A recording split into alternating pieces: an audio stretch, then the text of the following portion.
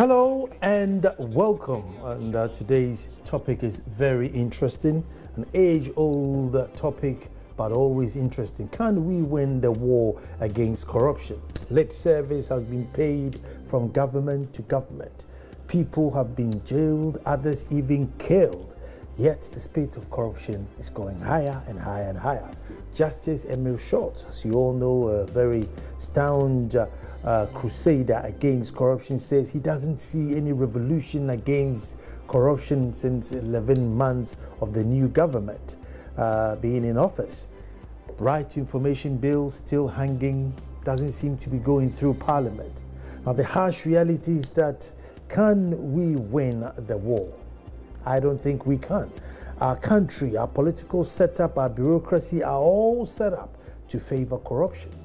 Here we are, a great part of the country operates on the cash and carry. Very little room for credit and very little room for phantom economy. Every economy is harsh, real, and cash. If you don't have it, man must survive. How does man survive? There are limited spaces in good schools. If you need your ward to go to a good school, do you sit at home and play Mr. Good Parent, or do you pay to get your ward in school? The child's future matters at that time, rather than your good principles that you are sat on the sofa with. Now, worst of all, we run a winner-takes-all system. So the stakes are generally just too high for those at the top. Put all this in a basket and think about it, that the society we have is shameless. We have no shame. Those who are responsible for operating the purse of government, those who are following have all got no shame. And here we are, with all this in a basket, trying to say that we will stop corruption.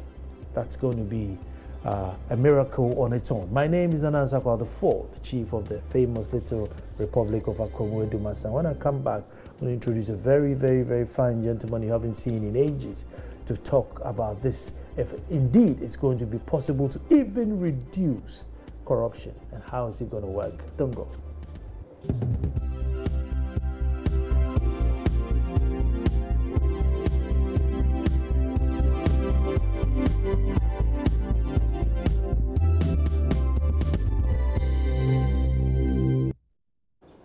Well, hello and thank you for staying. Can we win the war against corruption in Ghana and indeed maybe in Africa?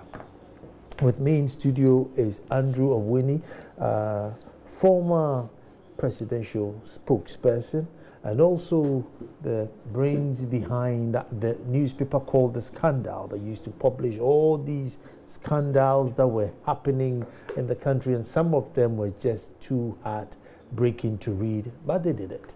Andrew, you're welcome. Thank you very much. In fact, I haven't seen you for that long. I haven't seen you in ages. It's good to see you. Good to see you. Let me too. Congratulate you for all the feats you have chalked. You see? Yeah, many things have happened since we last met. That's true. Oh, great That's to have true. you here. Great to have you here. Yeah. And we were talking about corruption, and who else would I get in the studio but you? Because I know you're a change maker. You know, and there's not very much space in this country for change makers, but you know, you are the change maker.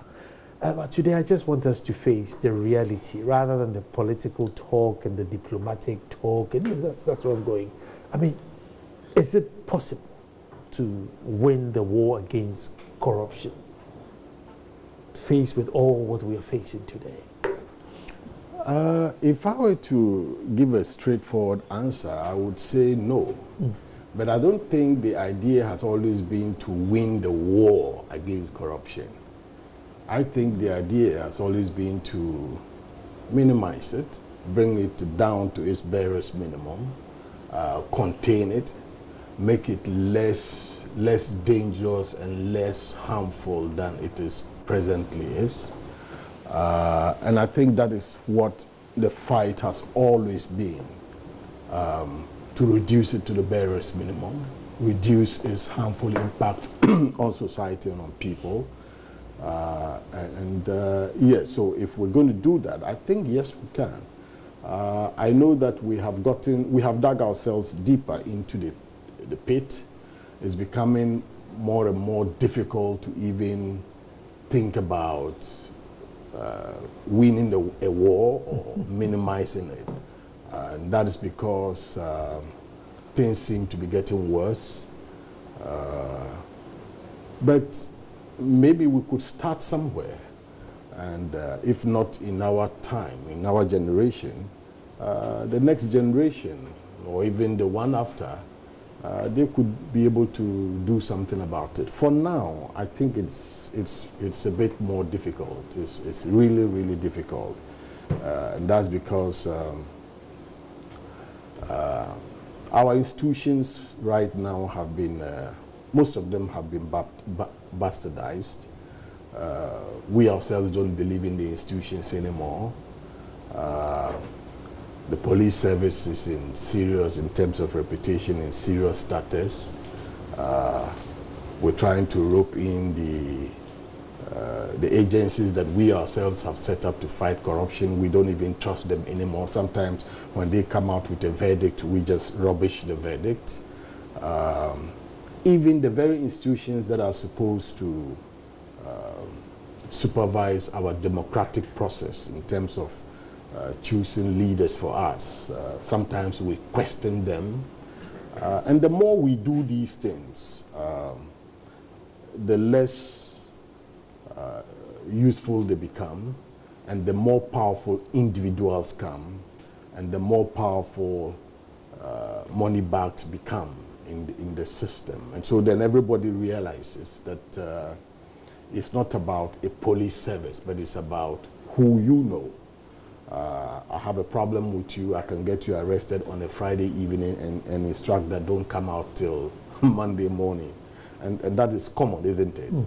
Yes, but the institution as a police is not supposed to lend itself to that. And so people are able with their monies to buy into institutions that otherwise should be doing the right thing, staying neutral and working for the ordinary people. And that's why I'm saying that as far as we bastardize these institutions, we're digging ourselves deeper into the trenches, and it's going to be more and more difficult. Perhaps in the next generation, we could start something. I don't know. We'll bring the next generation issue in. But before we even look at the leaders' role in corruption, let's look at the average person. You earn probably 500 cedis in a month. You need about 950 cedis just to break, and that's just breaking you even. That's your trotro in and out, that's your kenke, that's 2 cedis for your little girl to go to school on a daily basis. And there's no credit facility. And so after the 500 is gone, you need to make that 400 cedis before the end of the month. And there's millions of citizens who live that way.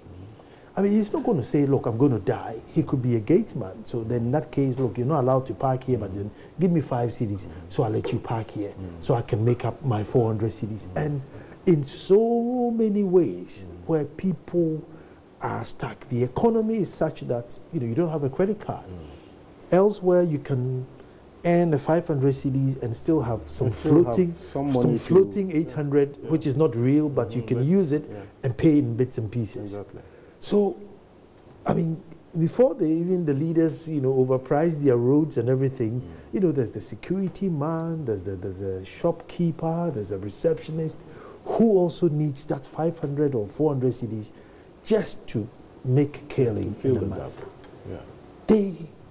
What then happens? Well, that's a real problem.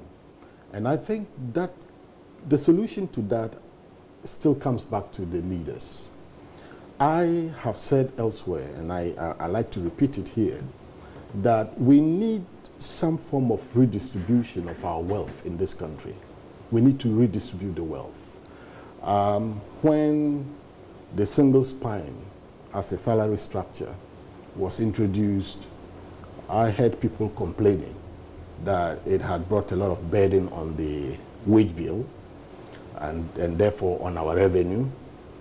And sometimes the question that came to my mind was, why are people worried about the single spine? If you are a finance minister, yes, I know you will have a responsibility to mobilize revenue to be able to pay single spine. Yeah. But even with single spine, what is the salary of your driver? maybe 500. So what really do you think he should live on? 100? And you think that is too much. But you see, if you have a salary structure, that allows the head to take so much, and indeed we have heads of state institutions in this country who take 50,000, 60,000, and then his driver, the one who carries him from home to office and back, and all the trips he makes, takes perhaps 500 Ghana cedis. That, to me, is unfair. You are going to force this driver to siphon your fuel. You are going to force this driver to find ways to pick up your coupons and retail your coupons to make up, because he has a rent to pay, he has a wife to take care of, he has children. I'm saying that we need to look at the redistribution of wealth in this country. And don't tell me that because the person just came from Harvard, therefore he deserves 50,000. He can deserve 50,000 if his driver is taking not less than 10,000 himself. You see, because if you don't do that, the secretary in your office is going to sell all your paper, the stationery you buy for work in the office. She's going to sell it. All the students, ask them, when they do their project work, who prints the project work for them? All the secretaries in all the ministries, they print project work and they collect money. That still comes down to government bill. So if you just face the reality and say that that secretary sitting there deserves more than the 500, 800 that you are giving to her, especially so when you are taking 30,000, you are taking 40,000, it doesn't make sense to me. So people have to be realistic, especially so when you take 30,000 and you still live in a government bungalow, you still get a free cook. The government pays for your cook, pays your watchman, pays your driver, gives you free fuel. I know people who insist that even their cutlery and glasses in their homes should be bought by the institutions they work for. That's a fact. And the person takes 30,000 and his watchman takes 500 Ghana cedis. That is just too unfair. So if we can have bold leaders who will rethink the salary structure, and don't say that when you are increasing salaries, it should be across board. Therefore, the chief executive is already taking 30,000 and you have increased it by 10%. So it's 10% of 30,000 must be added to the chief executive. You will not be able to pay. It's time for people, you see, we're a developing country and a certain generation has to sacrifice to make it. That generation is refusing to sacrifice in this nation. That generation is comparing itself to their colleagues in the Silicon Valley. And therefore they come here and they insist that they should be given what their colleagues in Silicon Valley are taking. This is Ghana. And where we still don't have water, where we still sleep in darkness. So a certain generation has to sacrifice. That generation is refusing to sacrifice, and until they do something about it, it is absolutely, totally unfair for a state bank, a chief executive of a state bank, or a chief executive of the Ghana Cocoa Company, or Cocoa Board, or chief executive of ECG. These are all state institutions. Or chief executive of GAPOHA, all state institutions. Go find out how much they are taking. Find out how much their drivers are taking. For heaven's sake, just give them only 5% of your salary. And let's see what impact it will have on your stationery. Let's see what impact it will have on your fuel consumption in that company. Let's see what impact it will have on, efficiency in the company. So I think somebody has got to say, let's look at the salary structure again. Let's distribute our wealth. Apart from the wage, you go to all the institutions, and I have worked in many of them in this country. I've worked in the bank, I've worked with the media, I've worked in many of them. I understand these things. You go there, and every officer has a brand new computer sitting on his desk. He has never switched it on. He doesn't even know what it takes to switch it on. And he will insist, because they are buying computers for the company. So they will bring all the computers and they must change his own as well. And he has a laptop in his car. Look at the capital expenditure of the country. And all these things are happening. Look at the vehicles we buy. And all that goes to just a small percentage of the Ghanaian population. And the rest of the people, the police, we said the police have got what you call single spine. So you go in a corporal, it's taking how much? 1,000 Ghana? 12,200 Ghana? How much is rent? So somebody's got to really face the reality and stop giving people so much money, especially when you are already taking care of their needs. If you agree to redistribute that, there could be an impact. And let me take you back to the CEOs who earn top dollar, if I may say. But the argument is that look, they are signing billions and they are negotiating for millions, and therefore, if you don't give him a good money, he will get enticed with some of these contracts that or he'll be easily swayed if you don't give them good money. Oh, come on. If you're going to sign an oil block away, say you are energy minister or you are technical director with the energy ministry and you have to sign an oil block away. What's the worth of that oil block? How much money can we pay you so that this owner of the oil block cannot bribe you? What are you talking about? So we should give you what? An oil block. So that the oil block, the one who is looking for the oil block cannot. No, that doesn't make sense to me at all. We cannot pay anybody so much that no one else can bribe him. That if people want to bribe you, they will bribe you. And if you want to take that bribe, you will take that bribe. Okay? So because of that, we pay you how much? We give you an oil block? No. I'm saying that let's look at the country as a whole. How many workers do we have? Who are these workers? How much is the lowest person taken? And how much is the highest person taken? And can we strike a balance, an equilibrium, somewhere in the middle, bring everybody to the middle? When people live, like you said, when people live in Europe, in America, and they take small money, there's something that also cushions them, like you talk about, the credit card. You have it there. So anytime you run short, you can always make use of this one and make some adjustment to pay in the future. And a lot of people are living on that. You know that. We don't have that system here. I'm saying that somebody has to be bold and to say that the secretary in the office, the watchman in the office, the driver in the office, the garden boy in the office, somebody should rethink their salaries. You cannot give anybody 500 Ghana cedis and expect the person to leave. And then when the person steals from your office, that's why we all close our eyes to the thefts that are going on in the various ministries. We close our eyes to them. The driver, as soon as the driver drives the car out, the first thing that comes to his mind is to siphon the diesel out. Half of it, he's going home on a weekend. And why do you think that no driver parks vehicles in the office anymore? They all see it as their personal property. Don't you know that? Don't you know that no driver in the ministry there, as soon as you assign a pickup, a bus, or whatever to it, becomes his personal property? When he's going home, he drives it home. Whose fuel is on that vehicle? And because you know, and you know what he's going to do with it, at the weekend he's riding straight to Koforidua, to Abasama, to wherever, and in the process he will make some little money. So there are little things that are happening that still bring a burden onto the state, and we are pretending that those things don't exist. I think that a small percentage of our people, ourselves, maybe I'm included in that small percentage, but I think a small percentage is taking too much, just too much. We can exclude the private business people who set up their own businesses, and therefore they set up their own salary structure in their various institutions. All we have to do with those ones is to tax them and make sure that we collect our taxes from them.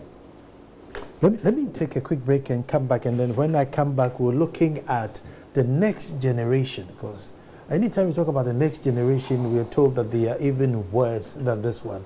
We have fed them all our poison, and they are well staffed and ready, waiting for when we hand over the reins of government to them, and they'll probably do worse, as we have done worse than those we took over from. Don't go. Can we win the war against corruption or even reduce it? The whole system, the whole country is just a cocktail, fertile land just for corruption. I mean, it's just almost impossible to say you don't want to be corrupt. The system does not allow that you will not be corrupt. And we have lived up to that standard. We've passed it on to the next generation. We're going to move quickly to the special prosecutor and then come back to the next generation. And, you know, the whole idea of the special prosecutor, Andy, is because the system is such that we are unable to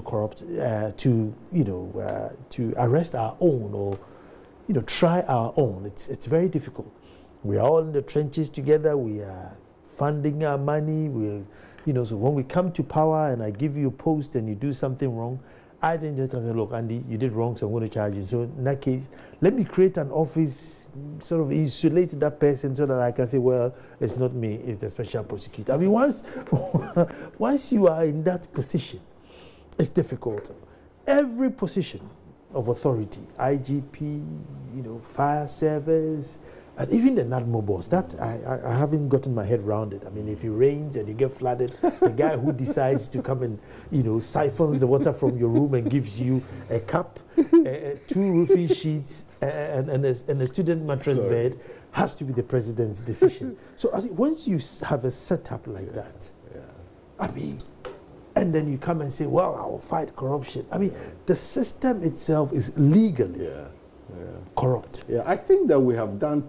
There are too many things we have done now that has made it very, very difficult. I worked as a public relations officer of a state institution, of a bank actually.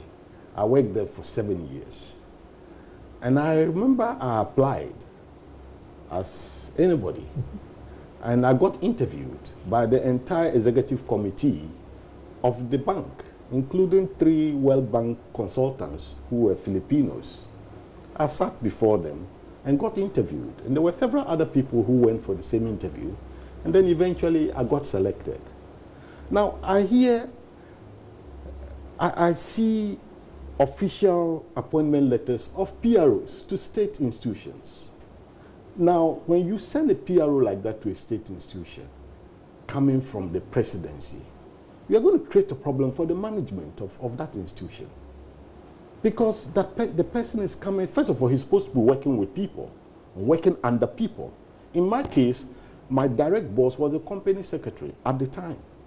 Not even the managing director, the deputy managing director, or the managing director. But then if you have somebody who is coming to the institution with a letter from the presidency appointed as PRO, really? He's on par with the CEO. So you are creating a problem for the institution. You are creating a problem for the institution. There's going to be indiscipline. Then we have situations where politicians, including myself, we pick people, carry them to the IGP, Mebani Manunko Police Service. And I cannot even vouch for the character of that young man or that young lady. Is it any wonder that there are armed robbers among the police today? So we have finished this, we've destroyed the state institutions. So now we are trying to establish new institutions to do work that institutions already exist to do. And the irony is that we are going to have a president appoint the same person. And you think an NDC president is going to work with that guy? If the MPP president cannot work with the IGP of the NDC, why should the NDC president work with your special prosecutor you have appointed? Or you are going to make sure that you put it in the constitution that this man cannot be touched? If he's late one morning, that's the end of his contract. The EC chair, right now, there are issues concerning what? Her office. True or false? Yeah. I'm saying that if we really want to do this, all of us, it's not just the president, it's not just the minister, it's all of us. All of us. We've got to say enough is enough. Our police service should be protected. The criminal investigations department should be protected. Today, America has its own special prosecutor. And what do you call him? The president. President Trump cannot touch that boy, that man. He can't do anything about it. Today, about four of President Trump's closest aides are all under investigation. In fact, have they been charged? His national chairman, the chairman of his campaign, has been charged. The president can't do anything. If you go to the American embassy here in Ghana, the officers at the consular division, the ambassador cannot talk to them about visas. Do you know that? They are independent. If the ambassador insists that they should give a visa to somebody, he has to give reasons why. And those reasons will be put on paper. If it is political, the political desk officer has to know something about it. These are independent young men and women who have been brought from America to handle consular duties, and the ambassador, who is the politician or the diplomat, has no business with that guy. That's how institutions work. Here, every institution is in this country, we as politicians, we've infiltrated those institutions. My nephew must be a policeman. My sister must be in the immigration. My schoolmate should be with customs. So we have flooded all the institutions that should normally be neutral and working for the nation. You cannot even trust. So that when one party comes into power, all of us go out, including the young man sitting at the KVIP and distributing toilet paper. He has to be kicked out. And then another person come out. When is this going to stop? If it doesn't stop, this thing will break down. In fact, I have said it elsewhere, that those who gave us the idea of multi-party democracy should start looking for an alternative for Africa, because we will destroy it. We will. Because that's the path we are on at the moment. And so there are many things that are making it difficult for us to fight corruption.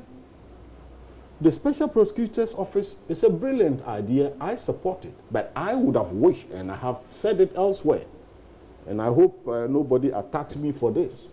I have said it elsewhere. Brilliant idea, but make it open. If you want to sustain that office, if you want that office to remain, open it up, let people apply, and we have got some very good people in this country, even if it means going outside and getting a panel that will interview the people and eventually pick one. But if the president is going to appoint and put that special prosecutor under the Attorney General's department, why doesn't the Attorney General department do the work? Why doesn't he do the work? That's been one of the major issues. And write this number down, because very soon we'll be going to the phone lines just to hear your thoughts. Maybe there's somebody at home who thinks, no, there's a way we can win this fight. Or maybe also the solutions to say, look, it's just lip service for every government coming in, and it's 030221 1691 030221 1619 030221 1619 or 1692.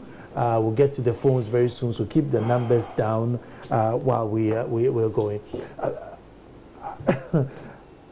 Adi, so we're doing all this, but somehow miraculously we always say that, oh, maybe the generation before, after us, will do better. How are they going to do better? Well, when we talk about the generation after us, I don't know. I'm not thinking about those who come immediately after us. Those ones, some of them are even worse than those of us sitting here. I'm looking at those who are presently in maybe KG, those ones. And unfortunately, the church is not helping either. No. I would have wished that the church will return to the basic message of salvation, to the basic message of eternity, the basic message of heaven. That's where we are going. Actually, if the church can come back to that original message, that we are here in transition, we're not going to stay here for that long. In fact, if the church did that, perhaps they will reduce the amount of greed in this country. There's too much greed because everybody wants to have the biggest house in your area. And all these people are sitting on the front pews in the churches. And before I go to the phone, I want you to tackle the issue. Now, I don't, maybe you agree or disagree with me, but as a people, we have become very shameless. So that I could be Minister A, I took this glass, it was wrong, Scandal has published it that it was wrong. You come Monday morning and he's still got the glass and he's drinking it. You know, this car was not supposed to be bought. It's too expensive. You come to Parliament and he's in the car driving to Parliament. That's one side. And then number two, we the people who are complaining that, look, the car is too expensive. Should he turn up in a Fiat Punto? This guy is an idiot. Well, so after all this time in the ministry of wherever it is that the car he bought? He's driving, yeah. So, I mean, this is where we are. Yeah, we're in a dilemma. Yeah, that's true. And again, I have a bigger explanation for all this, but I don't think this is the platform. I think what happened really is that we have a country called Ghana. I'm a Frafra man. You are a Kwamu, right? We have Fantis, we have Ashantis, we have Dagabes, all the Gombes, all that. We all lived in our little kingdoms. And somewhere along the line, modernity brought all of us together. And then they carved a little plot of land called Ghana. And they said, this is a country now called Ghana. So the Frafra man is now a Ghanaian. The Kwamu man is now a Ghanaian. What we did not do was to take, and I'm talking about our founding fathers, what they did not do was to take their time and give birth to a Ghanaian. So I still think as a Frafra man, I owe my allegiance to the kingdom of Frafra. And so when I steal, when they move me from Bongo and bring me to Accra, Bongo people are happy and they make me minister, as indeed President Kufuor did. He made me deputy minister. Bongo people are happy. Why? Their son has been made a minister. Now, whatever I get, I should bring it back to Bongo. All right? Whatever I get, I should bring it back to Bongo. So the allegiance is to the Bongo thing. And the same thing with the Ashanti, the same thing with the Akwamu, the same thing with the Evers. So if an Ever politician gets into trouble, it does not matter. He has taken the glass. We all are shouting, this is our glass, give us our glass. His people will come from Everland and say, no, our son has the glass, he should keep it. Because really, Ghana they don't even see themselves attached to Ghana. And our founding fathers did not take their time to birth that citizen called Ghana. The nation state was only on paper, it was never realized. Let me go to the phones and speak to Emmanuel. Hello, Emmanuel. Emmanuel, how about you? Okay. That's a deep one, that the nation state was on paper, but it never actually realized. And as of now, you know, we are many kingdoms put together. Exactly. And the so-called Ghana. So, is it too late to birth Ghana? Well, I don't know whether it is too late, but people, different nations are giving birth to their citizens now. The church has given birth to its citizens. The political parties have given birth to their citizens. If I wake up today as an MPP member, I have a headquarters I can visit. Where is the Ghana headquarters that I can go and rest? I can just go and spend my time in a Ghana place as a Ghanaian citizen. But if I want, as an MPP member, I can drive to my MPP headquarters. If the NDC member wants, he has a place. If you are a Catholic, you can go to Bishop Amabakel's cathedral here. And sometimes when you go there, you see them sitting there because they belong.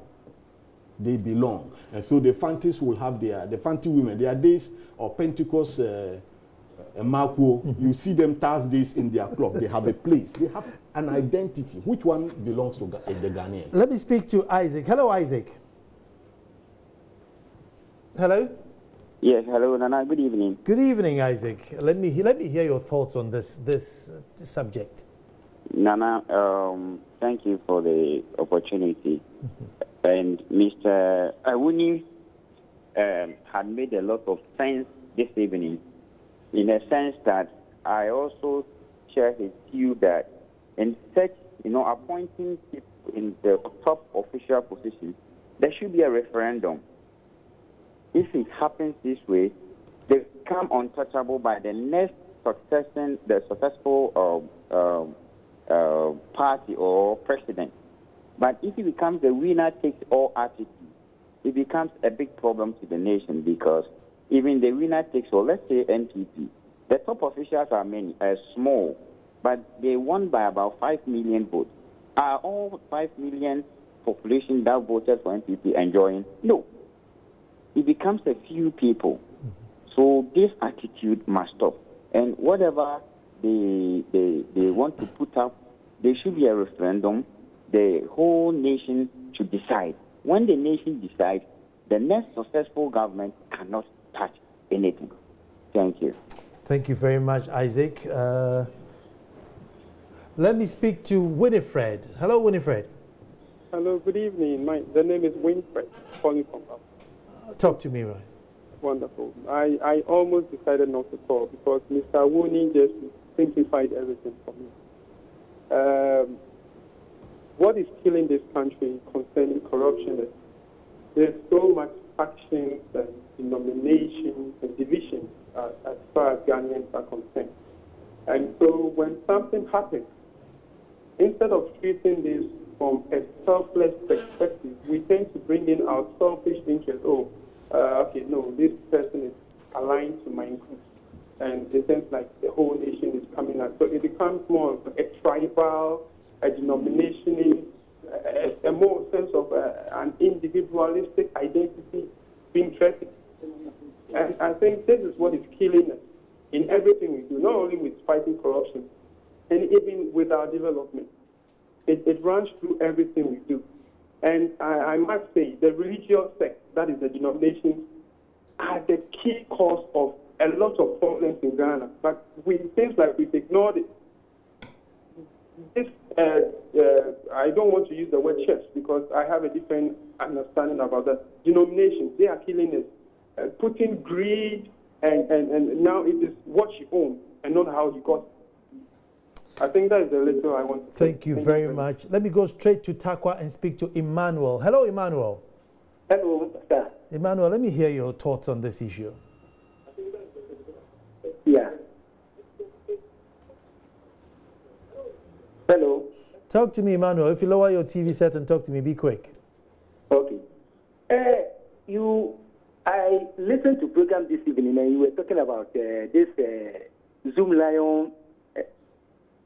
Yeah. Can you hear me, please? I can hear you, even though I haven't spoken about Zoom Lion. Okay. I watched one of your news this evening, and what makes me a little bit listening. Okay, let me go to Richard Kofi Aqua in Obuasi. Hello, Richard. Nana, good evening. Good evening, Richard. Talk to me, my brother. Thank you this evening for a very important discussion. And your guest has really broken my heart. Good. Nana, corruption. From the highest office down to the security man, everybody seems to be a culprit. Now you go to the education office, you want to take a loan, the loan form, the director in charge of HR or whatever, signing the loan form for you, endorsing the loan form for you to confirm that you're a teacher so that the bank will give you the loan. He's taking something. If not, he won't sign. The accountant is taking money. And I can imagine that the capitation grant, teachers go to the education office for as little as 70 Ghana cedis. Accountants want 5 cedis. Wow. Head of institution wants 5 cedis. You may not believe some of these things, but yeah, really happening. So corruption is happening at the lowest level and at the highest level. So it's really a serious issue. And I understand there's this office, Ghana, what citizens complain, whatever. I took their contact call and nobody even pissed out. Thank you very much. Let me go to. Thank you very much, Richard. Let me go to Idrisu Hamzu in Yeji. Hello. Hello, Idrisu. Yeah, good evening. How are you, Nana? Very well. Let me hear your thoughts. Okay. Mine is just an appreciation of your guest. In fact, he has made my night this evening. He's one of a kind. They are such a people who want in Ghana to always get truth in order to actually enlighten and guide us, the up and coming ones, to actually be on the right. Thank in you. Fact, Andrew, you made my night. Thank you so much. Thank you very much to Karim Zakaria Tamale. Karim. Hey. Karim, let me hear your thoughts, quick. Hello. Hello, Karim. Hello, I'm online. Okay, good. Let me hear you. My contribution to this program is that having to do with corruption. Mm-hmm. I think that it will. Hello. Yeah, I'm listening. Hello. I'm listening, Karim. Yes, my contribution to this program is that it will be very difficult to stop corruption if all Ghanaians don't contribute. Hello. Very good. Okay, let me go to Sunyani and speak to Ben. Hello, Ben. Yes, Nana, how are you doing? I'm very good, Ben. Ben, do you think we can stop or even reduce corruption? Nana, it was very difficult. I think that the president will try his best, and I think we should all support him. It will bring it down. But somebody mentioned GS. It's not only GS. You get to just, let's say, health insurance office. And you find that a new manager who is there may even prefer a different data entry clerk. Look at that. As low as a data entry clerk, somebody who is taking 500 Ghana cedis. So such people are being moved about. So it tells you that we cannot stop corruption. And also, sometimes some of the people who even discuss it, just like, I think it's Awuna, right? Yep. Who is discussing corruption. When you have a certain posture about somebody and you say something, then you yourself will doubt yourself. For instance, he just talked about the special prosecutor's bill, and he was quick to say that somebody may attack him. What he said is true, but because of his posture towards the current president, that is why he made that point. Other than that, he just said the truth. But when you make people feel that you don't like somebody and you say something, people will also attack you. Thank you. Okay, let me go to Takrady and speak to Bwadi. Yeah, good evening, Anna. Good evening, Bwadi. Yeah. Thank you for bringing such a wonderful person to your program. Great. Yeah, this evening has been a very nice evening. It has not been the usual NDC MPP matter. Concerning what the man said, I want to touch on the church issue he was talking about. I think corruption, the individual should know. Then we should decide in our own hearts and say that corruption is not good. So we should stay away from it. We should not even wait and steal for someone to chase us that come and do this, come and do this. To your surprise, even in the church, people are stealing correction. The correction that we collect, that everybody know that you should go into the business of the kingdom work. People steal it. They steal tithes in the church. So if in the house of God people are still stealing, you can imagine the kind of things that outside of the house will be dangerous. Thank you very much. Let me speak to Abraham in the Western region. Hello, Abraham. Hello, Nana. Good evening. Good evening.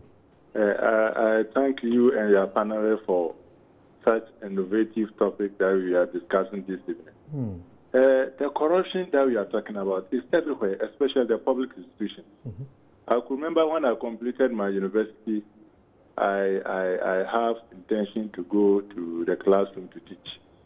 So I approached one of the education office in order to submit my documents. They took our money, 700 cedis, somebody that have just completed national service. And as I'm speaking today, the money didn't come, the employment didn't come. And I was getting crazy. So because of these issues, I decided not to work in any of the public institutions. So the corruption that we are talking about is really happening everywhere. And we all have to put our hand on deck to fight this canker. Let's go to Bolga and speak to Joseph. Hello, Joseph in Bolga. Hello, Nana. Good evening. Good evening, my brother. Yes, Andrew Zayore. Okay. Yeah, Nana, I will say our country is morally bankrupt. Yes, that is what is happening. And we can get rid of this thing if, let me say, when NPP came into power, sometimes we go into the offices, identify people with different political colors, they will remove them. If, let me say, I'm an NDC member and I'm in an office, it's a form of checks and balance. I will not allow you to go wrong. But when you remove anybody who opposes you, then you put people who are sharing your political ideology. It means you create room for looting. And I think that is not good. I can remember one time I went to an office to check a land document. Just check and see whether it's authentic. After this officer who is in charge of this document, checking this document, asked for something in of last year.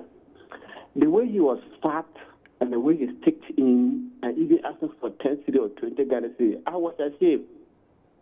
I'm not all that, but I wouldn't take such an amount. So I was like, Ghana, where are we heading to? Until we begin to feel, when you take something and you feel ashamed, that is where we begin to think like it's no good. But everything is now normal. That is why I say we are morally bankrupt. And I think Nana will try, but let's see where we'll get to. Good evening to Madagascar. Thank you very much, Joseph. Andy, so that's a really cross from the west, western region, Boga, Sunyani. So we've traveled, literally traveled the whole country. And that's the reality on the ground. And anytime you say corruption, everybody goes straight to Flagstaff House. But it looks like it's everywhere. And Joseph just mentioned the word that I've been scared of, having been bold to mention it, that it's normal. I haven't been bold to mention it, but it's normal. It's wrong for us to always zero in on the Flagstaff House or the castle where I worked anytime we talk about corruption. Because it's more than that. You see it in the hospitals, and that's not the Flagstaff House. Schools. You see it in the schools, and that's not the Flagstaff House. We have done too many things now. I noticed, even in schools, when I was a pupil in the primary school, local authority primary school in Tolong, our art and craft session always had to do with guinea corn stalks that we used to make cars, or clay that we used to build pots or any other objects. And we presented this to our teachers for marks for art and crafts. Today, the students, the pupils present guinea fowls. They present eggs. They present Fanta. Fanta they didn't produce. And they present these things. And so if you come with a guinea corn stock car, you will get 0 for that. Somebody brought conflicts. Somebody brought conflicts. You have brought what? Play. But you see, the dangerous thing which Joseph just mentioned, Joseph, you've broken my heart, said it's normal. Well, it's not normal. It's an aberration. Just that it has become... that's the word, normal? Yeah, not normal. It has become widespread. It's become widespread.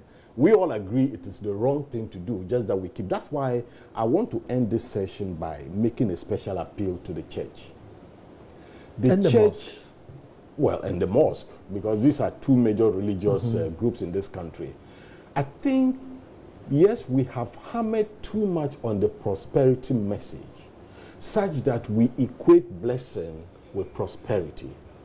I think the church has to come back to the original message that we are all, you see, where your treasure is, that is where your heart will be.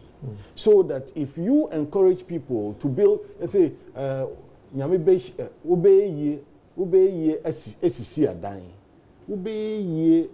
heaven. That's the ultimate. That's what we're looking for. And that's gospel. When did that become gospel? And I think the church has to come back to... never marry a carpenter or a plumber. You have to marry, somebody The church has to come back to the original message of eternity, of heaven, of salvation. Yes, if we pursue righteousness, all these other things will be added onto us. But those are not the things we came to this earth to do. We came to this earth to light it up, to provide light, to provide soil, to provide leadership. and eventually leave this earth to another place where we will live forever. The church has to come back to that message. Where we have a situation where you go to church and everybody is trying to show off that God has blessed him and so much, and now it has increased greed. It has increased greed. All the corruption things we are talking about. They get front row seat, too. They get front row seat. Yeah, they get front row seat. All the greed we are talking about, all of them are sitting on the front pews. Some of the pastors themselves don't present themselves as people who intend to leave this earth at all. Because they are building everything on this earth as if they are here forever. But we know that we are here for a while. And that our ultimate, that's the target, that's where we are headed. And if they can change that message, I agree we need money to run the church, we need money to spread the gospel. Let's go for the salvation. Yeah. But let's go for the salvation. And we may, in that way, we may be able to reduce the greed. And if we reduce, you see, because people are stealing because they want to build very big houses. They are stealing because they want to ride in the, Range Rovers that they don't have money to buy. They are stealing because all kinds of things are happening. All too soon. When you drive the Range Rover to the church, everybody thinks that God is with you. I think it's a mistake. That's what time will allow us today. Thank you very much for Andrew Awuni for lending us his time. And clearly from the viewers and the comments, you have been really appreciated. Thank you. And I really appreciate you coming too. On Thursday, we'll be back to do this all over again. But once again, on behalf of Oden Honko Afokuto III and Afra Kuma II, all who grace the Akwamushi and Kese from JM, His Excellency former President, says thank you for gracing the occasion. We'll be back Thursday to do this all over again. Thank you for watching. Andy, thank you so much.